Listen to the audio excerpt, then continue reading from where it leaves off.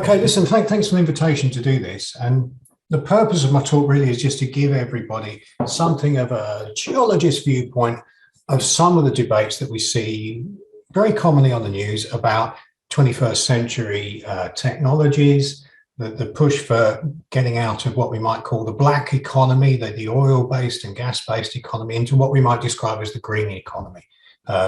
Something to do with renewable energy resources, and some of the technologies and things which are associated with that.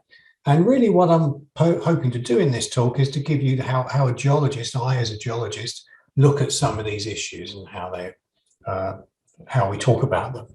So the first part of this is the structure what I'm going to do. I'm going to give you a little bit of geology first of all, explain a little bit how these deposits form. And the point I would make here is that whereas we know where the world's iron comes from, where the world's copper comes from, where the world's gold comes from, we don't necessarily know a huge amount about where the mechanisms by which some of the world's critical elements, the rare earths, niobium and tantalum, we know a bit about it. We don't know as much as we would like. I'd like to talk a little bit about zero emissions futures. We had COP26 here in Scotland last year. I'd like to talk a little bit about how realistic that is and some of the words and terminology we use and whether I find them helpful. I'd like to ask the question whether Europe could be self-sufficient in critical metals, yes or no. And finally, I'll talk a little bit about research which is being done within the earth sciences sector, and I'll illustrate that with some of our research into reducing the carbon footprint of critical metal production. And as a point I'll make is that zero emissions is kind of a holy grail. It's not something that's genuinely achievable within certainly within the next few years. Okay, so you've seen images like this before, I'm sure. And in the context of the energy cafe, of course, some of the things we're talking about are energy associated with wind power, for example, with tidal power. And I've got here an image of some turbines. We've got here an electric vehicle. But the point I'd also make to you is that many of these technologies are finding their way. There are other parts of modern life that we kind of think are exceptionally important, which are also related to technologies. And if any of you or any of your loved ones have been connected up in a hospital to the machines that go ping, you're surrounded by an extraordinary level of technology which wasn't available to the generations before us. And if, like me, you've ever had an MRI scan, then you've been surrounded by 1/2 ton of the element niobium. And the point that I would make is that all of these futures, and we obviously want our medical services to become better, more widely distributed, all of this is dependent on access to resources. And if there's a new MRI facility coming up at your local hospital, then that facility can only go ahead if we can mine the niobium to create the MRI scanner. So behind all of these futures are demands being made on resources. So we can't think about these types of futures unless we start to think about where we're going to get the resources for them. Now, if we look at the demand for resources over history, and let's go back to 1950 here, it doesn't matter what natural resource we're talking about, whether it's iron or aluminium or whatever, what we find is that in time, our global economies have demanded more and more and more of every resource. And this graph is only going to increase. And the idea that we're going to go through to a zero emission or low carbon economy will require us to dig up more and more other natural resources, not oil and gas perhaps, but certainly things like iron ore and bauxite. So let's look at some of these values. So, in the 1970s, something like, and I'll put here 750,000 megatons of iron were extracted every year. Whoops, sorry, let's go back. The values up here nowadays, and this is 2010, are up towards beyond 3,500 megatons. So we're demanding extraordinary increases, and there are often inflections in demand related to different technologies. So we're looking for more of everything. The other point that I would make is that we're now looking for a wider variety of things, and I'll illustrate this more in the next slide. But for example, platinum group metals, PGMs, the demand for those has been increasing year upon year upon year, and the driver for that is the development of car catalysts. So in the back of your petrol-driven car is a catalyst which is converting carbon monoxide into carbon dioxide, and that contains a significant amount of the platinum group metals, things like palladium, platinum, and rhodium. Tantalum and niobium, the big inflection that you can see there in about 2003 in the tantalum demand is related to modern mobile phones. And the phone that you have probably sitting next to you right now, here's mine, you've got one just like it. This contains, in its capacitors, it has tantalum. And the reason why the phone is this big and not about a foot long is because niobium-based capacitors were replaced with tantalum ones back in the 2000, around about 2000.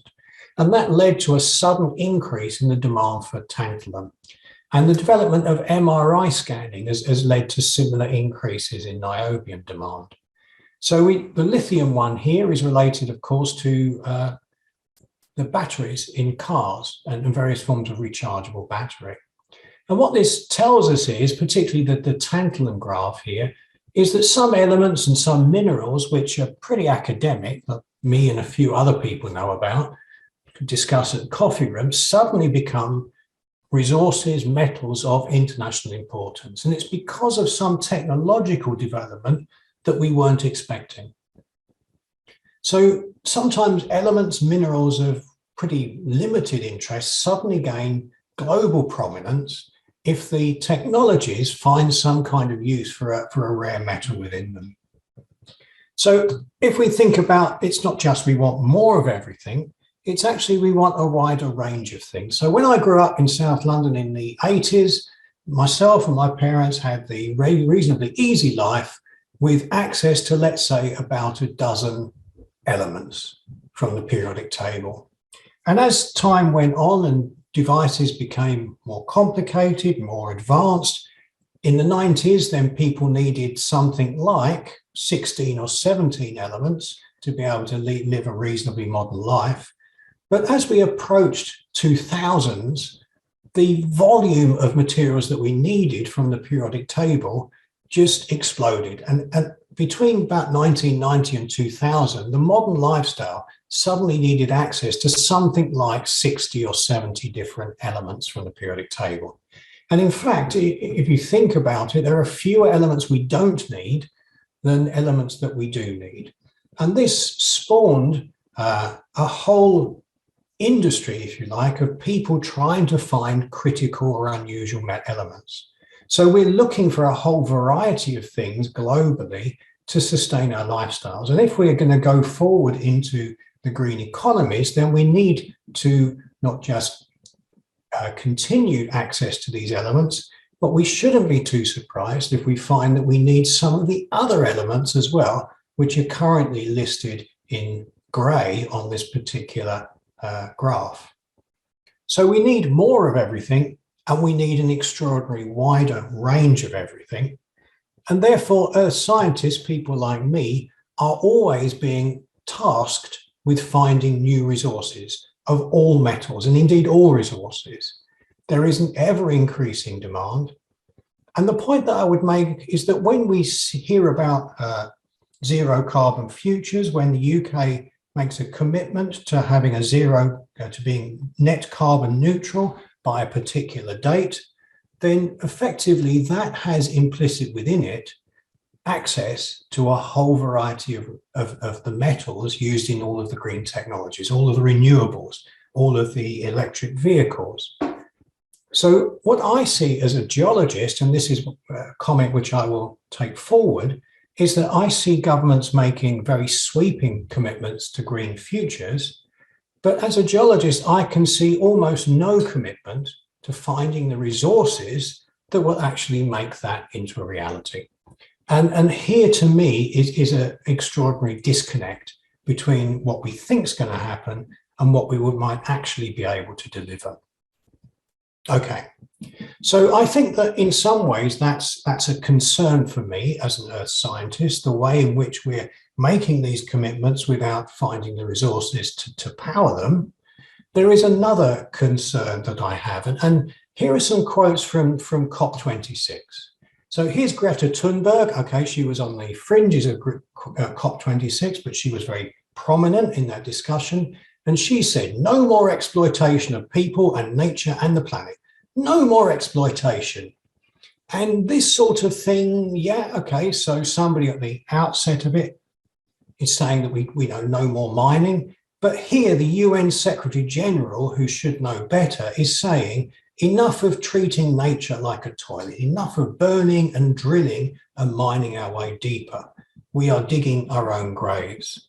And the point that I would make is that this appears to me as a geologist to completely misunderstand that if we're going forward to green technologies as we step forward in the world, unless we're going to give up all of the medical advances that we've made, unless we're going to stop traveling at all, then implicit within this is mining. So I see mining as part of the solution and not part of the problem. And I come up against this, speaking as a geologist, very regularly, the perception that if I'm involved in geology, that I must be one of the bad guys. It must be someone who wants to pollute the planet. And to me, that completely misunderstands the point. Our only way of meeting these futures is by providing the resources which are implicit within those commitments. So that leads me on nicely to what my research is about. And I've spent a couple of decades now working to study ancient volcanoes.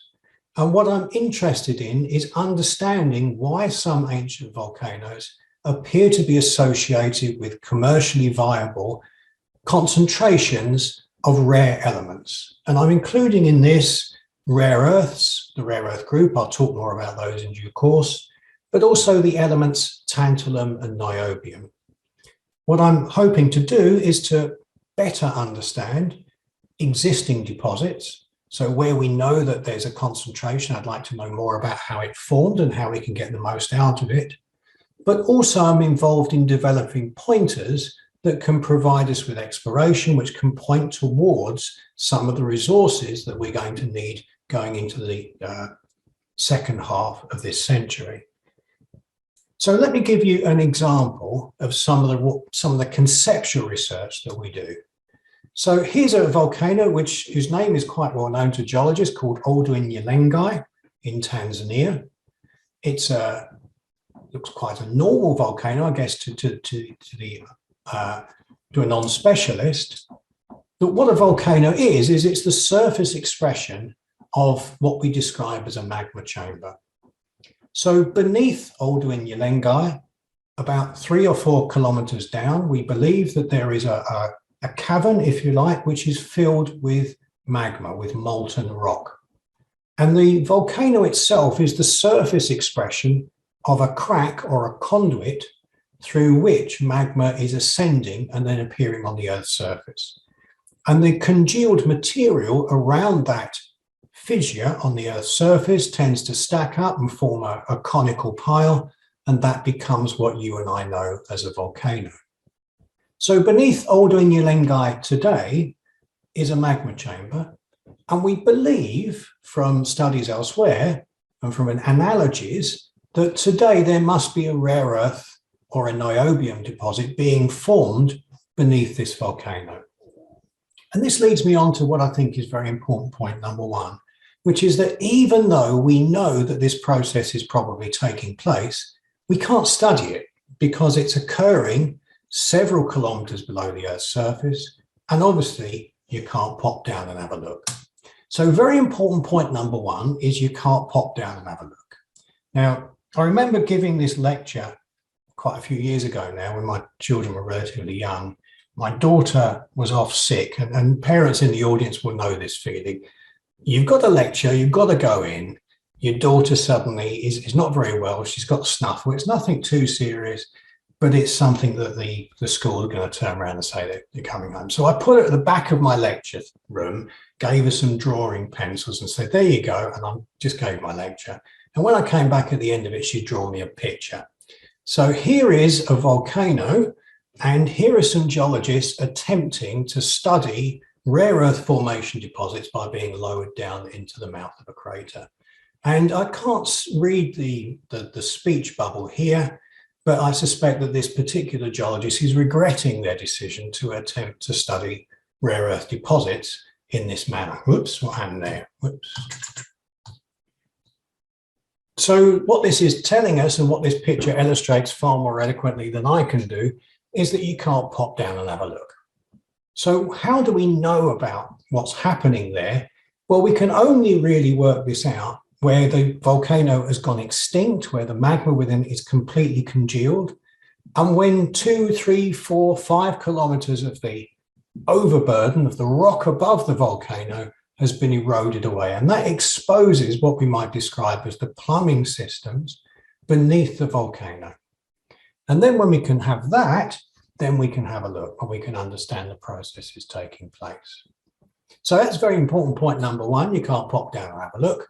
Very important point number two is that not every volcano is important to us. And these types of deposits only exist in what we describe as continental rift volcanoes, which once existed and now have become extinct. And we need this constellation of events to take place. So we want a continental rift volcano, only those have the right flavor, if you like, composition of magma. And then we want erosion to have removed, let's say, 3, 4, 5 kilometers off the top, so that we're exposing the magma chamber and the plumbing systems beneath it. And there's a little bit of Goldilocks here, because if we don't erode enough, then the rocks we're interested in are still beneath our feet. And if we erode too much, then the rocks that we were interested in have since been eroded away and are no longer there for us to observe. So this constellation of events isn't frequent, and that explains why many of the elements we're talking about are quite rare.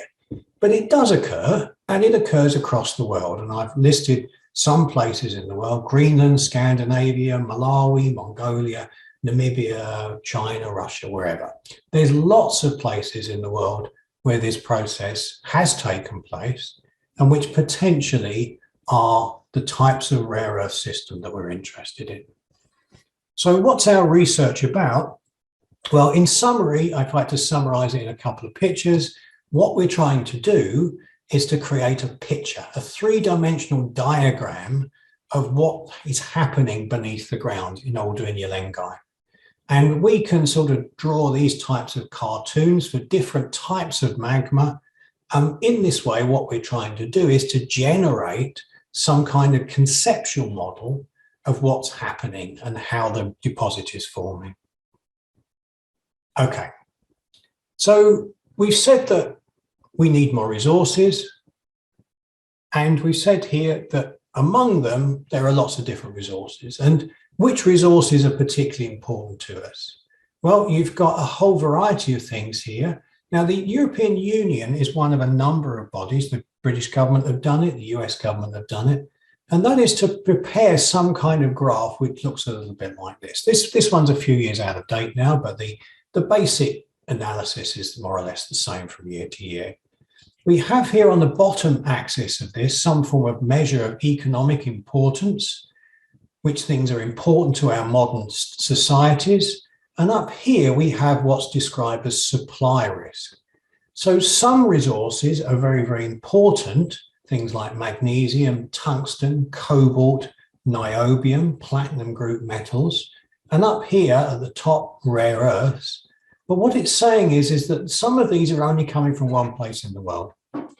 And what that means is that if a country wanted to restrict access to particular technologies, then all they would need to do is simply to prohibit exports of that element from their country, and the whole world would not have access to these resources anymore. So we have here a collection of elements, natural resources, which are marked in red. And these are ones which are described as critical raw materials. So they are economically essential to a country, to an economy, but they are only coming from one or two places in the world, and therefore they're subject, if you like, to being ransomed. And of these elements, the ones that stand out most are the rare earth elements, and most of the world's rare earths are coming from one mine in China, and that's it. So what do I mean by rare earth element? So this is a sort of a graph, if you like, of the rare earth element family. So rare earths are not a single entity. They're actually a family of, depending on how you define it, between 15 and 16 different metals. And broadly speaking, they are geochemical cousins. They hang around together in the Earth's crust. So where you find one, you find the others. And this means that whenever you find a rare earth deposit, you're finding a collection of 15 different elements altogether. Now, how do we define them? Well, each element has got its own name. So here's a symbol. Here's lanthanum, cerium. One that's particularly relevant to our discussion in the Energy Cafe is neodymium, which is the metal which is used in electric vehicles, in cars, and it's also used in wind turbines. And europium's used in phosphors, gadolinium, terbium, dysprosium, erbium, ytterbium. Here they all are.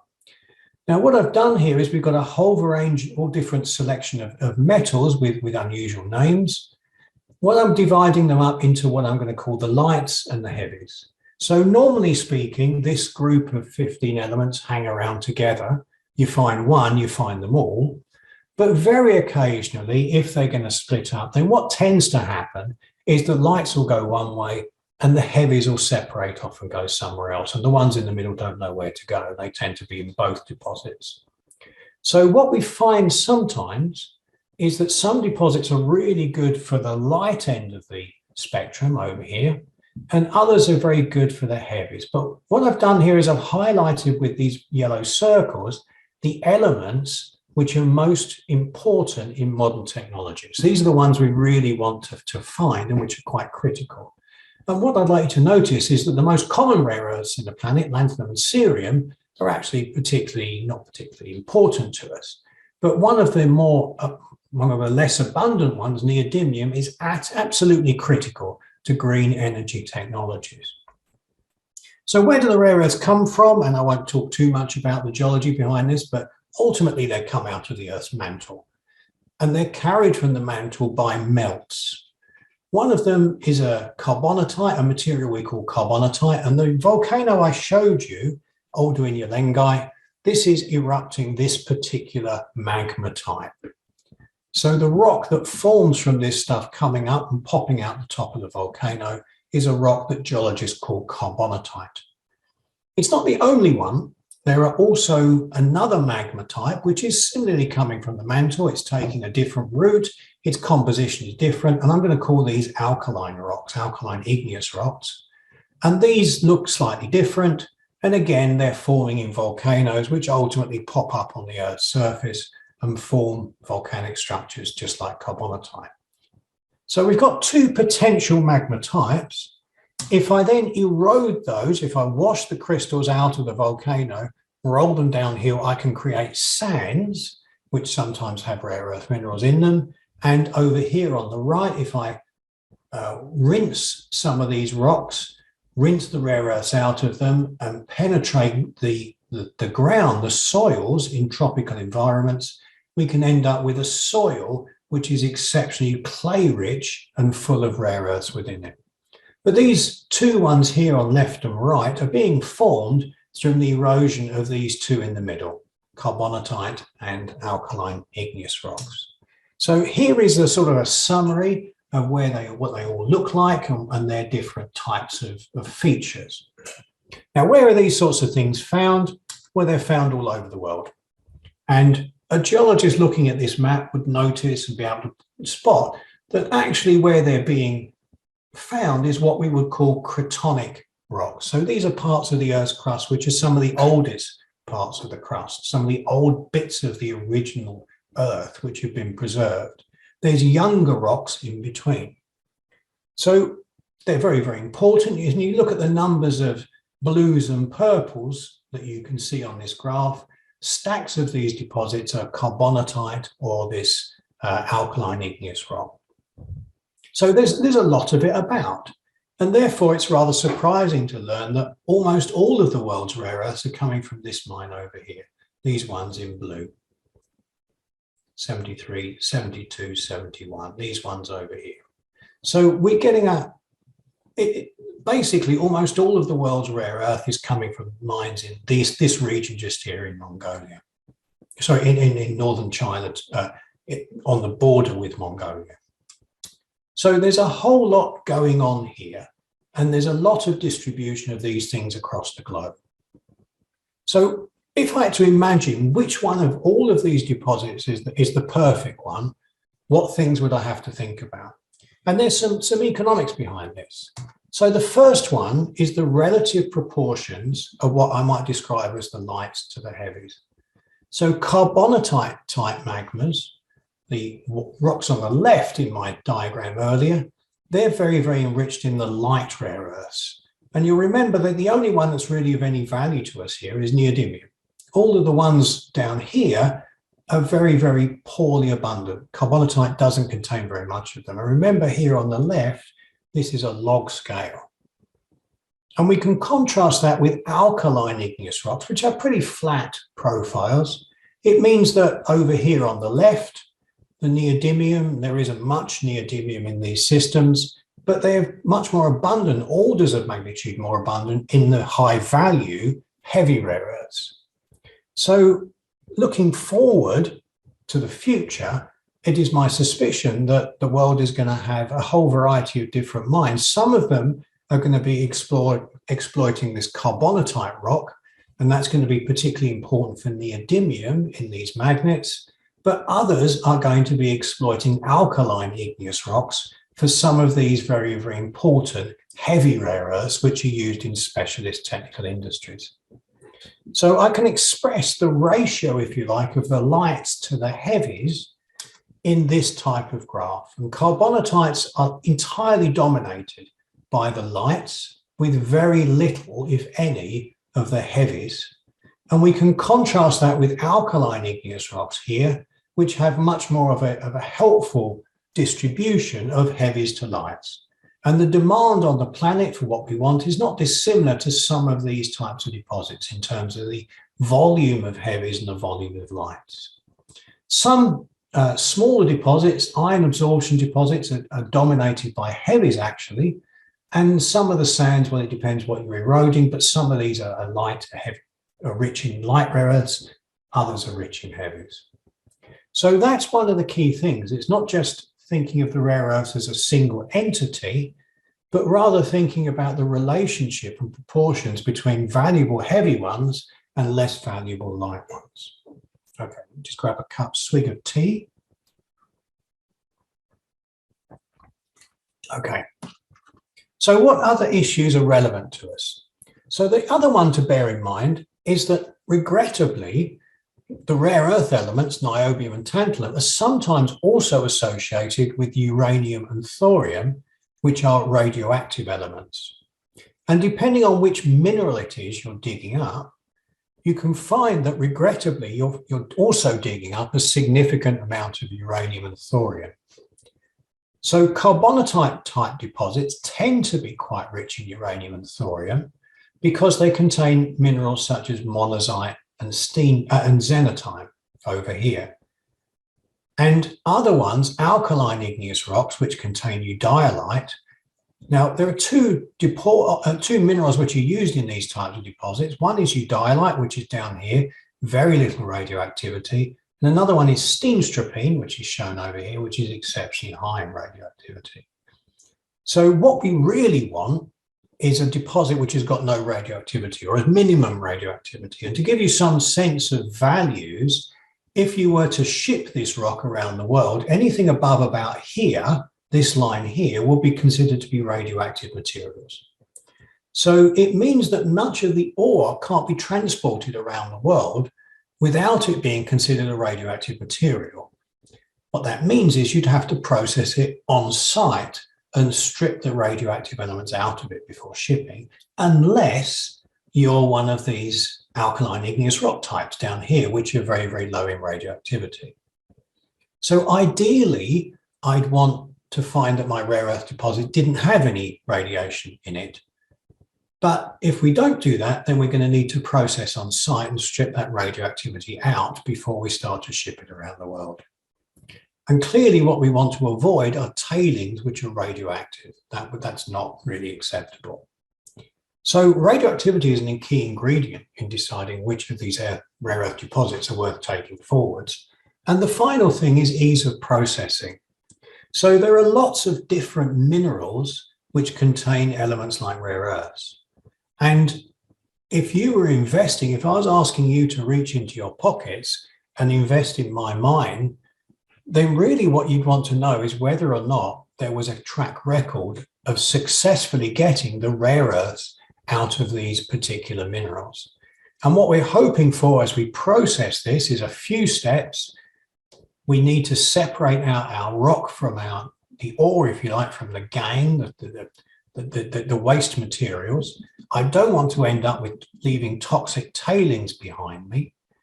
And clearly, if I can find examples of where this has been successful in the past, I'm far more likely to invest over a deposit or a mineral type where no one's ever done it before.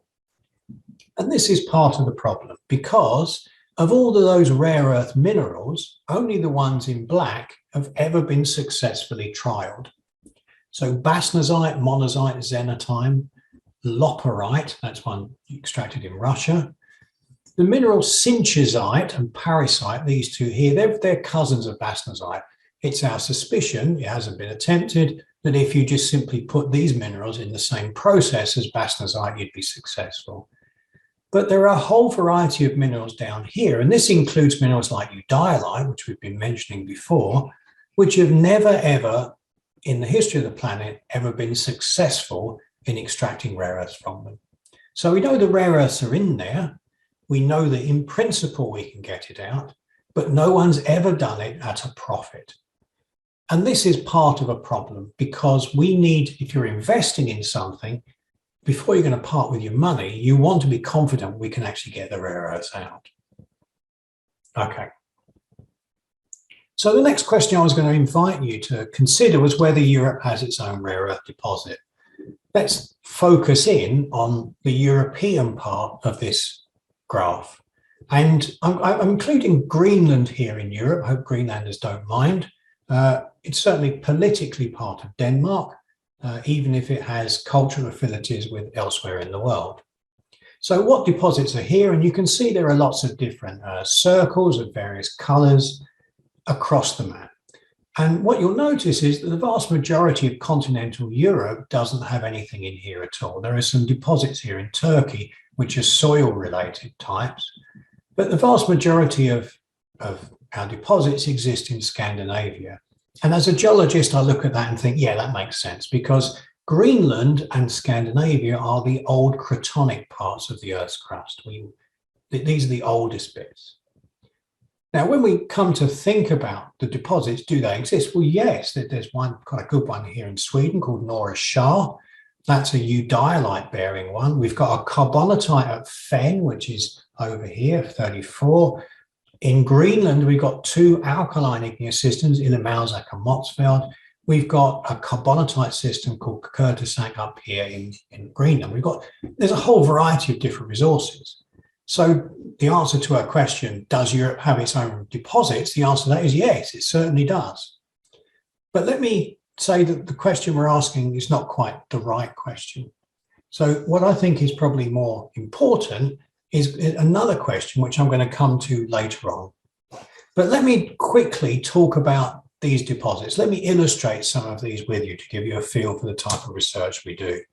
So let me take you to Greenland and the various parts of the geology of Greenland. And if we reconstruct the history of Greenland, there used to be like an Andean type margin here across the middle, and pushed into that are a whole variety of continental rift related volcanoes. And studying these, this is the right geological set of ingredients to provide us with the potential for rare earth deposits. So this is the sort of geology we're looking at. And if I go up here towards the inland ice, I come to a location called Motzfeldt. And this is one of the world's largest deposits of tantalum and niobium. It's got significant amounts, percentage levels of niobium, 0.28% of tantalum. This is some of the richest ore, and the size of the deposit's vast. This could supply most of the world in tantalum and niobium. Now, I've made some geological comments there about the mineral it's found in. Let's skip that. This is a geological map that I and others have created of the area to understand the geology within it. And what we find when we go into the area, this is what it looks like. So we have here the top of the magma chamber exposed. Over the top of it was the roof. That's now been eroded away. And to give you some sense of scale, here's the sea down here at the bottom left that you can see just there, clipping in the corner. It's got ice on it. And the top of this mountain is 1.5 kilometers high. So you've got a vertical cliff here, which is 1.5 kilometers. And this is a slice right through the geological structures. So as an academic, what's wonderful about working in places like Greenland is that you get perfect three-dimensional slices through geological structures, which allow me to understand how things are changing vertically. And the genetic model that we've come up for this area is that it is one of these magma chambers. It's over here, it's the orange one, and the deposit is formed at the top of the chamber where the magma was once in contact with the rocks above it, and that's the mineralized zone. So in Greenland, we have one of the world's potentially largest tantalum and niobium deposits. Just a few minutes away to the south is a locality called Illamausak. This is a rare earth deposit. In fact, it's so large, it's split into two separate licenses. One of them contains eudialyte and the other contains the mineral steenstruppine. And this is a geological map of the area. And again, we've got two different targets. We've got the Kvarnefield license at the top, the Kringlerner license at the bottom. And what this area looks like, and if this looks bizarre stripy mountain, that's because it is a bizarre stripy mountain. This is a magmatic chamber with lots of materials deposited on the bottom of the chamber forming these stripes. And there have been resource estimates made here. These are potentially contains eudialyte, contains a lot of eudialyte. This is potentially an ore for tantalum, niobium, rare earths, and zirconium. And these are some of the estimates for these elements. 4.3 billion tons of rock containing 1.8% zirconium, niobium, and 0.5% of total rare earth oxides. So again, this is vast. And the structures, when we see them on the ground, and some of the geologists in the audience will look at these and recognize some of these rocks, it's the pink material that we're particularly interested in. This is the eudialyte. This is where these elements are concentrated. And this is what it looks like from a distance. And what the plan is to do is to have a mining area where we basically dig the rock out, then we process it, do a first level processing on site. The eudialyte ore is not radioactive, so it can be stored and then shipped. So if we ask the question, does Europe have its own rare earth deposits? Well, in those two examples which we've worked on, these are potentially big enough to actually sort out the majority of the whole of European and global demand. So yes, do we have deposits? We certainly do. But as I said, this isn't the right question.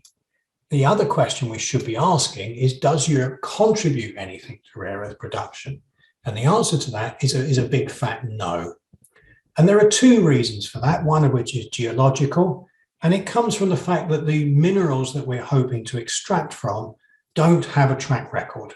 So therefore, it's very difficult to private investment to extract eudialyte when no one's ever made a profit on eudialyte before. But the other one, and this is something I'd like to highlight, is a political one. You see, none of the communities close to these sites want a mine in their backyards. And all of these projects are stalled because of local objections. And what I'd really like to ask, and again, this is something we can talk about and is a subject of debate, is what are the ethics of European governments demanding electronic vehicles, of projecting futures which are carbon neutral, but then refusing to contribute to their production and forcing that burden onto other parts of the world.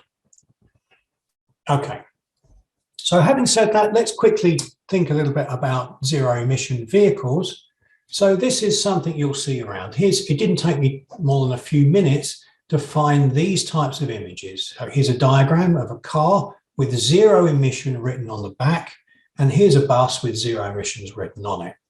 Of course, they're nothing of the sort, because each of these devices, each of these vehicles is made up of natural materials, and the processing of those materials used carbon dioxide, used fuel and carbon dioxide.